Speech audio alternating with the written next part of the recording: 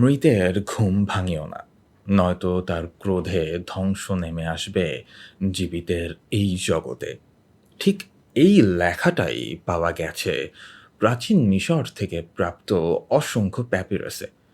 প্রাচীন মিশরীয়রা পরকালে বিশ্বাস রাখত, আর তাই মৃতদেহের সাথে দিয়ে দেয়া হতো তার ব্যক্তিগত ব্যবহার্য সকল জিনিসপত্র এবং অবশ্যই বিপুল পরিমাণের ধনসম্পদ। এ সকল জিনিসপত্র লুটেরাদের কাছ থেকে সিকিউর করে রাখতে, তাদের ভয় দেখাতে এবং মৃত ব্যক্তি যেন নির্বিঘ্নে তার পারলৌকিক যাত্রা সম্পন্ন করতে পারে, এই সকল নানাবিধ কারণেই মূলত এই অভিশাপ সম্বন্ধীয় কথাবার্তা লেখা হতো, যা কিনা এই একবিংশ শতাব্দীতে এসে আপাত দৃষ্টিতে কুসংস্কার ব্যতীত আর কিছুই মনে হয় না।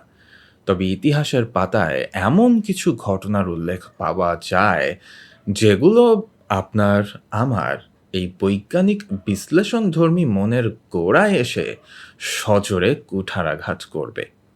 আজ আমরা ঠিক তেমনই কিছু ঘটনার কথা জানতে চলেছি। আজ জানার চেষ্টা করব ফারাওয়ের অভিশাপ কি সত্য নাকি মিথ্যে, নাকি শুধুই একের পর এক ঘটে যাওয়া কাকতালীয় কিছু ঘটনা ছাড়া এটা আর কিছুই নয়। আর যদি এই অভিশাপ সত্যি হয়ে থাকে, তবে তা ঠিক কিভাবে কাজ করে, আর তা থেকে বেঁচে ফেরার উপায়টাই বা কি? আসসালামু আলাইকুম, আমি রাহাত জুবায়ের, আর আমাদের আজকের ভিডিওর টপিক ফারাওয়ের অভিশাপ, বিজ্ঞান ও অতি প্রাকৃতের সংঘাত। তো চলুন শুরু করা যাক।